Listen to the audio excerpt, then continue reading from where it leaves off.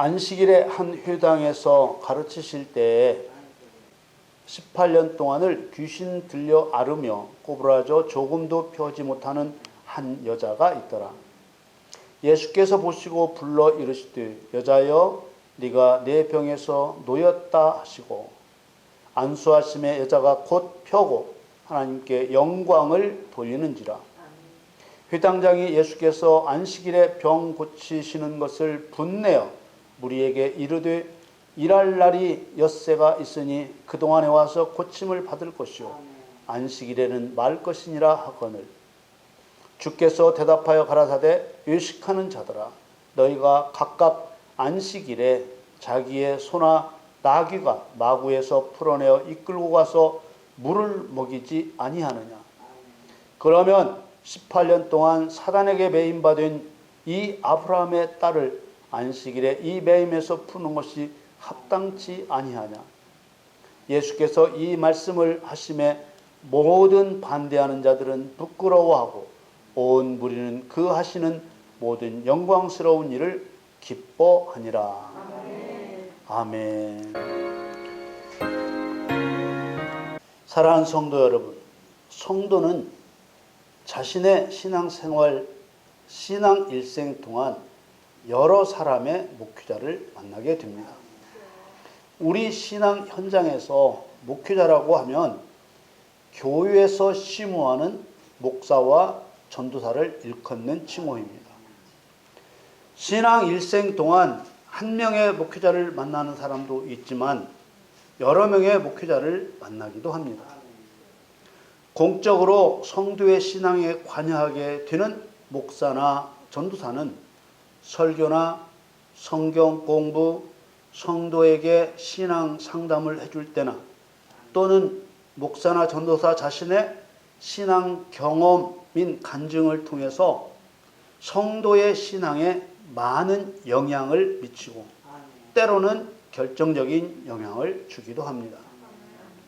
목회자에게 목회의 본보기는 목자이신 예수님이십니다.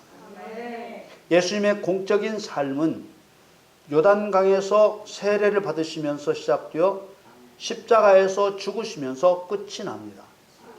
그러나 예수님께서 보여주신 목회의 본보기는 예수님의 공생애 동안 보여주신 것만이 전부가 아닙니다. 사람들은 대부분 예수님의 공생애 기간 동안 하신 일들만 예수님의 목회 활동으로 보려고 합니다. 그러나 세상을 창조하신 때로부터 종말에 이르기까지 아담에서부터 많은 사람을 예수님의 모델로 세워 예수 그리스도의 목회를 증거하신 것입니다. 예수님께서 세상에서 이루시려고 하는 목적이 무엇인지 알고 따르기 위해서는 모든 성경을 예수님의 목회 활동에 대한 증거로 볼 수 있는 영적 눈을 가져야 합니다. 예수님은 동정녀 마리아에게 성령으로 잉태되어 베들레헴에서 나시는 방법으로 자신을 나타내셨습니다. 그리고 자신이 정하신 때에 십자가에서 죽으셨습니다. 그리고 장사한 지 사흘 만에 예언대로 부활하셨습니다. 그 40일 후에 승천하셨습니다. 이 기간이 사람이 보고 느낄 수 있는 모습으로 활동하신 기간입니다. 누가복음 2장 11절 말씀에 오늘날 다윗의 동네에 너희를 위하여 구주가 나셨으니 곧 그리스도 주시니라. 다윗의 동네란 바로 베들레헴을 말합니다. 구주란 구원자를 말하는데 예수님은 구원자로 오셨으며 제사장과 선지자와 왕의 직분을 행하실 그리스도이시고 또한 우리의 생명과 삶을 주관하시는 주인이십니다. 이런 신분으로 세상에 자신을 나타내신 예수님께서는 이 땅에서 활동을 마치시고 다시 하늘에 오르셨습니다. 사도행전 1장 9절 말씀에 이 말씀을 마치시고 저희 보는 데서 올리워 가시니 구름이 저를 가리워 보이지 않게 하더라. 예수님께서는 예언대로 사람이 알 수 있게 오셨고 사람이 볼 수 있게 하늘로 올라가셨습니다. 그런데 중요한 것은 예수님께서는 영원부터 계셨다는 것. 그래서 육신으로 오시기 전까지는 아담에서부터 세례 요한에 이르기까지 많은 사람을 모형으로 세워 예수님께서 세상에서 행하실 일을 나타내신 것입니다. 그리고 승천하신 후 열흘 만에 성령으로 오시어서 예수 그리스도의 몸된 교회가 주신 사명을 행하여 하나님의 영광을 드러내도록 보혜사로서 성도를 돕고 계시는 것입니다. 그러므로 예수님의 목회는 비단 3년 반 공생애가 전부가 아니라 창세로부터 예수님 재림하시는 종말에 이르기까지 모든 기간이 예수님의 목회의 기간이 되는 것입니다.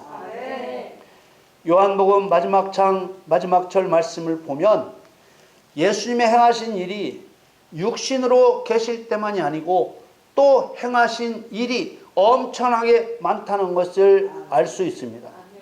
요한복음 21장 25절 말씀에 예수의 행하신 일이 이 외에도 많으니 만일 낱낱이 기록된다면 이 세상이라도 이 기록된 책을 두기에 부족할 줄 아노라. 대단한 표현이죠. 이 외에도 많다는 표현은 공생애 동안 행하신 일 말고도 많다는 뜻입니다. 만일 육신으로 계신 3년 반 동안만을 말하는 것이라면 숨 쉬는 것 하나도 빼놓지 않고 기록한다고 해도 도톰한 책 100권이 넘지 않을 것입니다. 그러나 예수님께서 육신으로 임하셔서 보여주신 공생의 3년 반 동안에 행하신 일들은 창세 전 목적을 세우신 계획부터 그 계획을 이루시는 종말까지 행하신 모든 일의 핵심이라고 할 수 있습니다.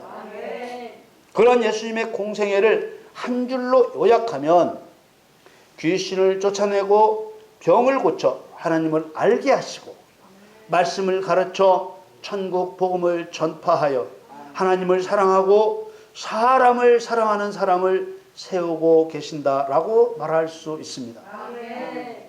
이 요약을 여러분 잘 기억해 두셨으면 좋겠습니다.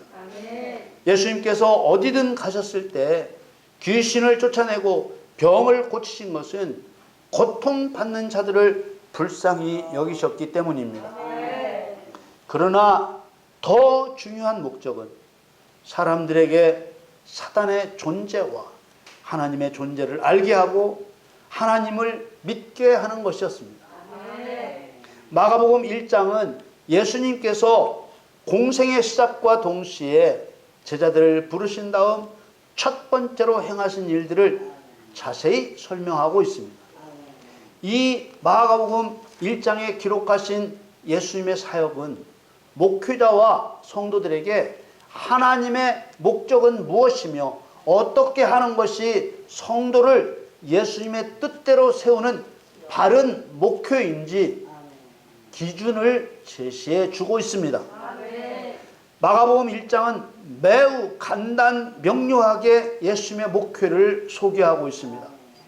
마가복음 1장 1절에 하나님의 아들 예수 그리스도의 복음의 시작이라 복음의 시작을 알리는 1절 말씀을 시작으로 예수님의 길을 예비하는 세례 요한의 사역이 소개되고 요단강에서 예수님이 세례를 받으신 후에 광야에서 사단에게 시험을 받으신 이야기를 명료하게 기록하고 있습니다.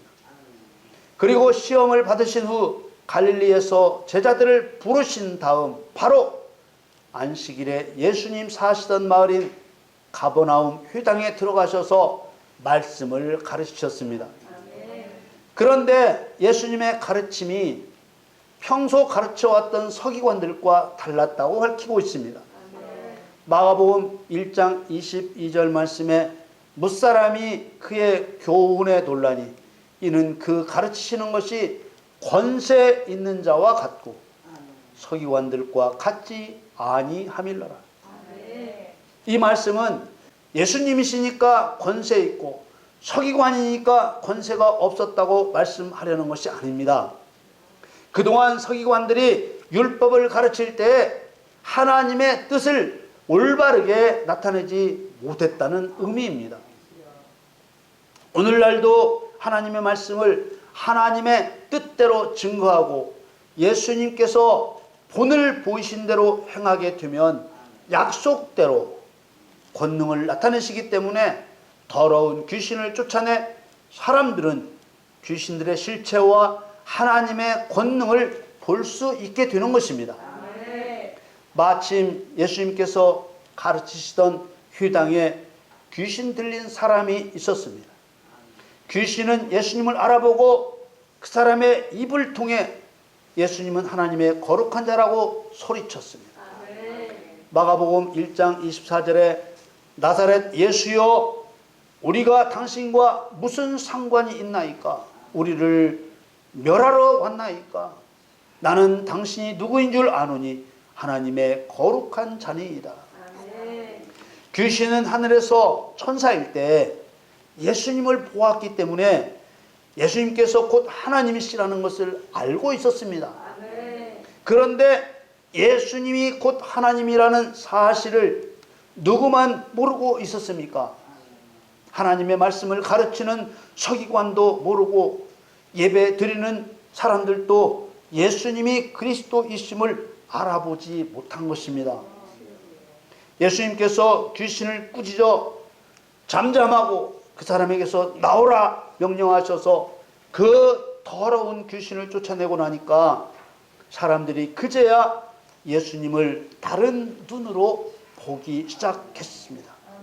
마가복음 1장 27절 28절 말씀에 다 놀라 서로 물어 가로되 이는 어찌미뇨 권세 있는 새 교훈이로다 더러운 귀신들을 명한즉 순종하는도다 하더라.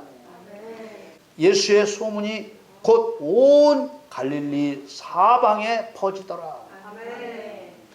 귀신을 쫓아내는 일이 사람의 능력으로는 할 수 없는 일이기 때문에 예수님에 대한 소문이 곧 온 갈릴리 사방에 퍼졌습니다. 그리고 회당에서 나오셔서 야고보와 요한과 함께 시몬 베드로와 안드레의 집에 들어가셨을 때 사람들이 베드로의 장모가 열병으로 누워 있다고 하자 손을 잡아 일으켜 베드로 장모의 열병을 고쳐주셨습니다.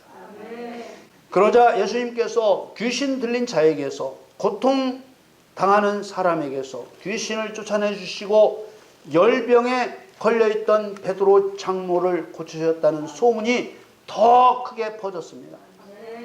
상황이 어떻게 되었겠습니까? 사람들이 귀신 들린 자와 병자들을 데리고 몰려왔습니다. 바로 예수님께서 이렇게 되게 하신 것입니다. 마가복음 1장 32절 33절 말씀에 저물어 해질 때 모든 병자와 귀신 들린 자를 예수께 데려오니 온 동네가 문 앞에 모였더라. 온 마을 사람들이 다 모여들었습니다. 34절에 예수께서 각색 병든 많은 사람을 고치시며 많은 귀신을 내어 쫓으시되 귀신이 자기를 알므로 그 말하는 것을 허락지 아니하시니라. 귀신 들렸다는 말은 귀신과 함께 한다는 말입니다. 더러운 영인 귀신은 세상 어디에나 있지만 특히 사람의 몸을 자기의 집으로 삼고 활동합니다. 사실 누구누구 할 것 없이 모든 사람에게 귀신이 들어 있습니다.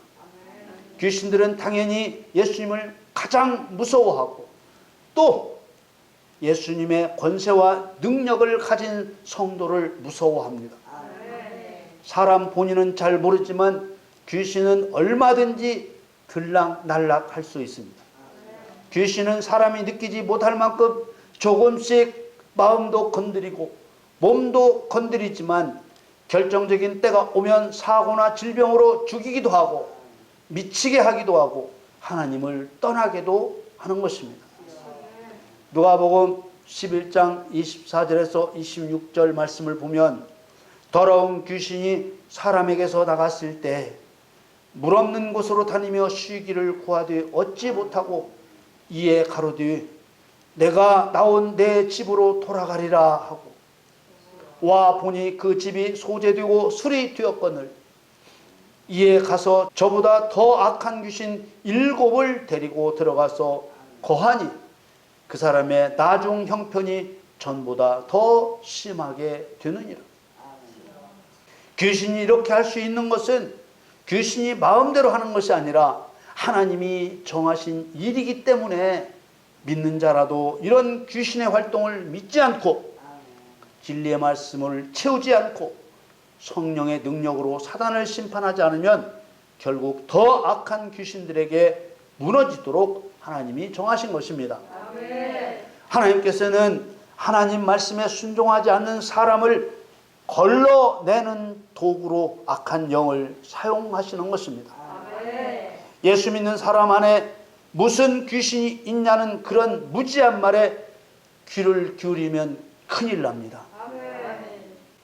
소재되고 술이 된 성도 안에 더 악한 귀신 7을 데리고 들어간다는 예수님의 말씀을 믿고 깊이 새겨 들어야 합니다.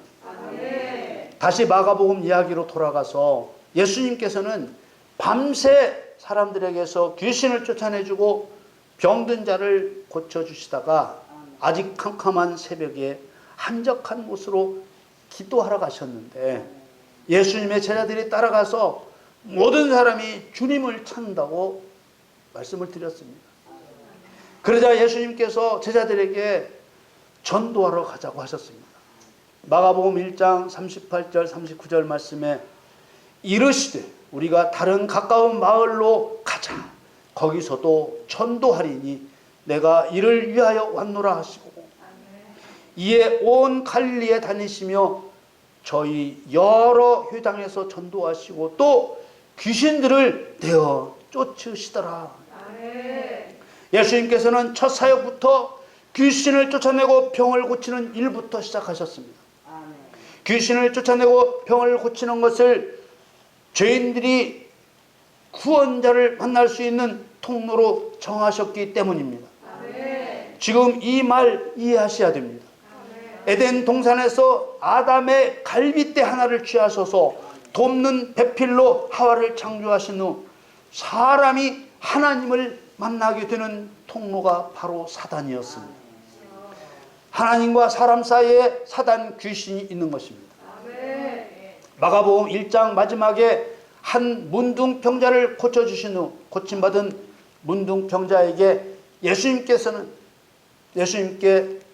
문둥병을 고침받았다는 말을 아무에게도 하지 말고 몸을 제사장에게 보이라고 하셨습니다. 문둥병이 다 나았다는 것을 제사장이 확인해 주어야 제한받지 않고 정상적인 활동이 가능했기 때문입니다. 문둥병은 하나님을 떠난 죄인이 하나님과의 관계가 아주 끊어져 모든 감각을 잃어버리고 살이 문드러지듯 영혼이 문드러지는 상태의 상징입니다. 그래서 의사가 아니라 제사장이 깨끗해졌음을 선언해 주었습니다.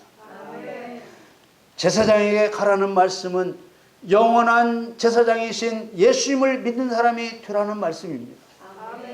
마가복음 1장 45절에 그러나 그 사람이 나가서 이 일을 많이 전파하여 널리 퍼지게 하니 그러므로 예수께서 다시는 드러나게 동네에 들어가지 못하시고 오직 바깥 한적한 곳에 계셨으나 사방에서 그에게로 나오더라. 번역이 좀 그런데 예수님께서 동네에 못 들어가셨다는 말씀이 아니고 문둥병을 고침받은 사람이 자기가 고침받은 내용을 많이 전파했기 때문에 동네 바깥 광야에 계셨는데도 사방에서 예수님이 계시는 광야로 찾아가 고침을 받으러 왔다는 말씀입니다. 문둥병자는 불치병이었던 문둥병을 고침받은 이 기적을 침묵하고 있을 수는 없었기에 사망의 자기의 경험을 전파한 것입니다. 이곳저곳을 돌아다니시면서 귀신을 쫓아내주고 병을 고쳐주시면서 하나님 말씀을 가르쳐 천국 복음을 전파하여 믿음을 가질 수 있게 하셨습니다. 그런데 그때나 지금이나 우리에게 본을 보여 행하신 귀신을 쫓아내고 병을 고치는 일을 대부분의 목회자들이 따라하지 않고 있습니다. 예수님께서 따라 행하라고 명령하신 일인데도 귀신을 쫓아내고 병을 고치는 목회자를 이단이라고 공격합니다. 요한복음 14장 12절 말씀에 보면 내가 진실로 진실로 너희에게 이르노니 나를 믿는 자는 나의 하는 일을 저도 할 것이요 또한 이보다 큰 것도 하리니 이는 내가 아버지께로 감이니라. 예수님처럼 귀신을 쫓아내고 병을 고치는 것을 경험한 성도들도 성경을 보고 판단해야 하는데 성경대로 하지도 않는 사람들에게 우리 교회는 예수님의 이름으로 귀신을 쫓아내고 병을 고치는데 혹시 이상한 교회가 아니냐고 물어봅니다. 이것은 예수님을 모독하고 성령의 하시는 일을 회방하는 성령 회방죄로 용서받지 못합니다. 성도의 신앙 기준은 오직 성경뿐입니다. 성경대로 하지 않으면 하나님 앞에 죄가 되고 이단이 됩니다. 누가복음 오늘 본문을 설명하기 전에 마가복음 1장에 나오는 예수님의 공생의 시작이 귀신을 쫓아내고 병을 고치는 것으로 시작되었다는 것을 말씀으로 먼저 확인했습니다. 오늘 본문을 보면 마가복음 이야기와 비슷하게 예수님께서 안식일에 회당에서 성경을 가르치는 것으로 시작됩니다. 누가복음 13장 10절에서 13절 말씀에 안식일에 한 회당에서 가르칠 때 18년 동안을 귀신 들려하려며 꼬부라져 조금도 펴지 못하는 한 여자가 있더라. 예수께서 보시고 불러 이르시되 여자여 네가 네 병에서 놓였다 하시고 안수하심에 여자가 곧 펴고 하나님께 영광을 돌리는지라. 하나님을 믿는 이 여자가 18년 동안이나 허리를 조금도 펴지 못한 이유는 귀신이 허리를 잡고 있었기 때문이었습니다. 여기서 귀신 들렸다는 말은 앞에서도 설명한 것처럼 귀신이 사람 안에 있었다는 말입니다. 오늘 본문 안에는 두 가지 심각한 문제가 들어 있습니다. 첫째는 회당에 나와 예배드리는 하나님의 딸이 귀신 때문에 허리를 조금도 펴지 못하는 불행한 삶을 18년 동안이나 사는 동안 그 회당의 지도자들 누구도 고통받는 성도 안에 있는 귀신을 쫓아내 주지 못했다는 것입니다. 둘째 심각한 문제는 그 회당의 회당장이 영적으로 너무나 무지했다는 것입니다. 14절에 회당장의 영적 무지가 그대로 드러납니다. 누가복음 13장 14절에 회당장이 예수께서 안식일에 병 고치시는 것을 분내어 무리에게 이르되 일할 날이 엿새가 있으니 그동안에 와서 고침을 받을 것이요 안식일에는 말 것이라 하거늘. 이 회당장은 귀신에 대해서는 아예 아는 것이 없고 또 영원한 평화를 상징하는 안식일에 대한 참된 의미도 모르는 성경에 무지한 사람입니다. 그러자 예수님께서 말씀하셨습니다. 누가복음 13장 15절 16절 말씀에 주께서 대답하여 가라사대 외식하는 자들아 너희가 각각 안식일에 자기의 소나 나귀나 마구에서 풀어내어 이끌고 가서 물을 먹이지 아니하느냐. 그러면 18년 동안 사단에게 매임받은 이 아브라함의 딸을 안식일에 이 매임에서 푸는 것이 합당치 아니하냐. 이 말씀에 심판과 구원이 분명하게 드러나 있습니다. 귀신을 쫓아내 질병을 고쳐주심으로써 사단의 매임에서 풀어 구원해 주신 것입니다. 예수님의 이 말씀에 얼굴을 들 수 없을 만큼 부끄러운 사람들이 있었습니다. 누가복음 13장 17절 말씀에 예수께서 이 말씀을 하심에 모든 반대하는 자들은 부끄러워하고 온 무리는 그 하시는 모든 영광스러운 일을 기뻐하니라. 회당장을 비롯한 예수님의 행하시는 일을 반대하는 모든 사람들은 입으로는 사랑을 말하면서 하나님의 말씀에 무지하여 자신들의 전통과 교리를 앞세운 자들은 자신들의 부끄러운 부분들이 다 드러나 얼굴을 들지 못했습니다. 여러분, 오늘날 교회를 분별해 보시기를 바랍니다. 어느 교회가 회당장과 같은 목회를 하고 있고 어느 교회가 예수님과 같은 목회를 하고 있습니까? 예수님께서 말씀을 손에 쥐어 주셨어도 무지무능한 회당장 목회는 정통이라고 말하고 예수님 목회는 이단이라고 말하는 이 참담한 현실을 열린 영성으로 똑바로 보시기를 바랍니다. 성경을 손에 쥐고도 성도의 생명줄을 끊고 있는 강도와 같은 사람들에게 귀신을 쫓아내고 병을 고치는 교회가 이상한 교회가 아니냐고 묻지 마십시오. 미혹의 영에게 사로잡힐 뿐입니다. 여러분 모두 하나님의 경륜을 깨달아 예수님을 참되게 믿어 행하신 일을 따라 우리도 행할 때 나타나는 영광스러운 일로 인하여 기뻐하시기를 우리 주 예수님의 이름으로 간절히 축원합니다.